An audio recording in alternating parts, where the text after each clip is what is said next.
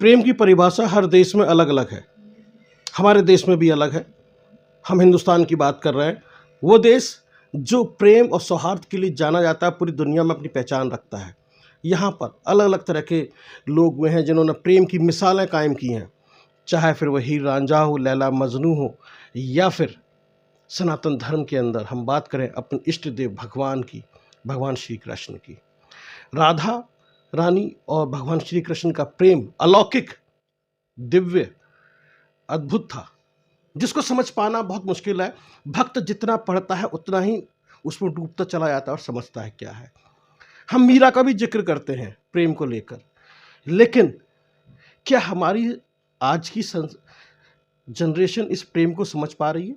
क्या वो सिर्फ 14 फरवरी और वैलेंटाइन डे संस्कृति में चली गई है?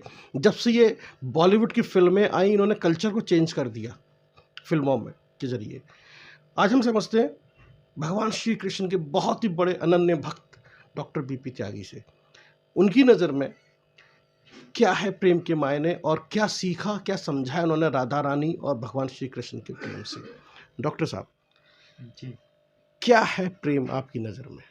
मेरी नज़रों में जो प्रेम तत्व है वो सिर्फ आलिंगन नहीं है या सेक्स करना नहीं है। मेरी नज़रों में प्रेम तत्व वो है कि जो हमारे फ्रेंड हैं, हमारे सखा हैं, हम उनके साथ मिलजुल के जो अपनी बातें करते हैं, एक दूसरे के दुख सुख बांटते हैं, उनसे जो खुशी मिलती है, मैं उसको प्रेम बताता हूँ। और दूसरी बात ये है कि जो हमारे इष्ट देव हैं, उन्होंने जो हमारी राधा रानी या जो और सखियाँ थी, उनसे जो उनका प्रेम था, वो सब हमारे शास्त्रों में लिखा है कि उनका कैसा प्रेम था, अनन्य प्रेम। वो साथ खेलते थे, साथ खाते थे, साथ एंजॉय करते थे यमुना किनारे, और वो गाय भी चराते थे, बांसुरी बजाते थे उनके लिए। तो ये जो है सब जितना, और एक बार तो जब उनकी सारी सखाएँ स्नान कर रही थी यमुना में, तो उनके कपड़े लेकर वो पेड़ पर चढ़ गए वो थे। जो एक नटखट है शैतानिया, उसमें भी वो संदेश देते उनमें थे। भी वो संदेश देते थे। और वो जब उन्होंने उनसे पूछा कि ऐसा क्यों किया, तो उन्होंने इस बात को बताया कि मैं तो परमात्मा हूँ, मुझे तो सबके बारे में पता ही है, तो इसमें कुछ ऐसी कोई बात नहीं है बुरा मानने वाली। तो जो इस तरह का मैसेज उन्होंने दिया है, जो ये मैसेज है सौहार्द वाला, उस सब जितने भी यंगस्टर्स हैं हमको समझना चाहिए। और इसको सिर्फ जो आजकल हमारे यंगस्टर्स कर रहे हैं उसी वे में ना लेके जाएं कि जो प्रेम करना है उसका मतलब सिर्फ आलिंगन या हम बिस्तर होना है। इस चीज़ को अगर हम अपने मन से हटा के रखेंगे तो वो सब लोग प्रेम तत्व को समझ पाएंगे, जो कि हमारे अधिकतर यंगस्टर्स इस काम को नहीं कर रहे हैं। आपने बहुत बड़ी चर्चा छेड़ दी है डॉक्टर साहब इसके ऊपर। जिस तरीके से आपने एक अलौकिक और दिव्य प्रेम का जिक्र किया, उसके अंदर एक प्योरिटी जो थी, शुद्धता, उसका आपने जिक्र किया। चाहे वो सखियाँ हों, चाहे वो जो है सखा हों जो उनके मित्र थे, या फिर हम यूँ कहें एज ए राजा उनकी जो प्रजा थी वो भी है इसके अंदर।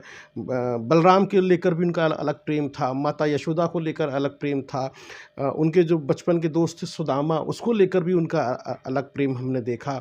उनकी पत्नी रुक्मणी, उसको लेकर भी हमने अलग तरह का प्रेम देखा, और उनकी जो बाकी पत्नियां थी उनको लेकर भी अलग प्रेम देखा।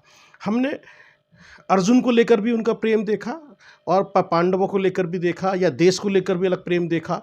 जिस तरह से हमने देखा, वो अलग अलग प्रेम की परिभाषाएं गढ़ते चले जाते हैं, और हर परिभाषा के अंदर वो सिर्फ और सिर्फ प्योरिटी की बात करते हैं, समर्पण की बात करते हैं, त्याग की बात करते हैं, कर्तव्य की बात करते हैं।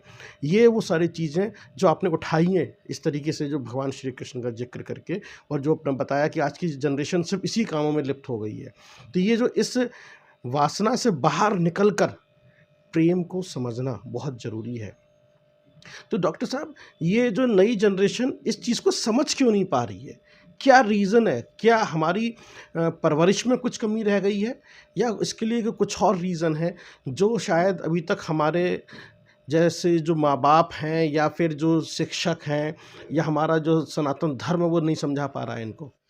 अ, ऐसे अच्छे इंस्टीट्यूशंस हैं और इस तरह के आश्रम हैं, इस तरह के गुरुकुल हैं, जो इन सब चीज़ों को अभी भी बताते हैं। लेकिन मेन ये है कि जो हमारे युवा हैं, जो उनका मोटिवेशन होना चाहिए और जो उनको रास्ता दिखाना चाहिए, ऐसे लोग कम हैं। उनको भटकाने वाले लोग ज़्यादा हैं। अब जैसे इंटरनेट के ज़माने में इस तरह के वीडियो बन जाएँगे या इस तरह की पिक्चरें बन जाएँगी या इस तरह का कोई मैसेज युवाओं के पास आएँगे जो उनको भटकाएँगे।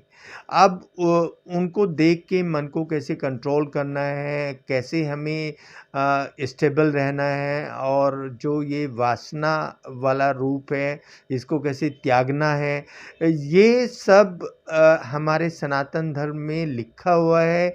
और ये अब तो हमारी कुछ पुस्तकें भी ऐसी आ गई हैं जिनमें जो स्कूल में भी ये चीज़ें सिखाई जाती हैं।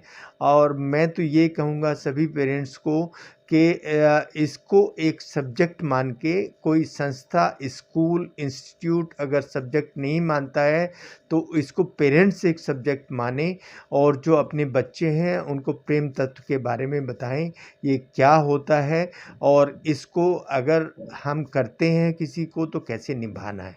जी, आपने बहुत बड़े एक मैसेज दिया है कि इसको स्कूल के सिलेबस में शामिल कर लें कि प्रेम क्या है, या फिर पेरेंट्स ये ज़िम्मेदारी ले लें जिससे कि समाज के अंदर ये वल्गैरिटी ना फैले। क्योंकि जब से इंटरनेट आया है, फ्रीडम आई है, य नौजवान बच्चों के जो टीनेजर हैं, 13 साल के, 14 साल के, 15 साल के हैं, वो भटक रहे हैं। और इस भटकाव से बचाने के लिए ज़रूरी है कि हम थोड़ा अंकुश लगाएं। और कुछ ऐसे इंस्टीट्यूशन हैं जैसे कि इस्कॉन का हम जिक्र करते हैं, आपने पिछली बार भी कहा कि संस्कारशाला है इस्कॉन। तो ऐसे इंस्टीट्यूशन पे हमें भरोसा करना होगा जिससे कि समाज के अंदर अच्छे संस्कार हों और प्रेम की जो बयार है वो अच्छे से बहे और लोग इससे लाभान्वित हों और पूरे समाज के अंदर खुशियाँ ही खुशियाँ हों। बहुत बहुत धन्यवाद डॉक्टर साहब, इस प्रेम की व्याख्या को करने के लिए और समझाने के लिए हमारे दर्शकों के लिए बहुत बहुत धन्यवाद। देखते रहिए आप डेमोक्रेसी मॉनिटर।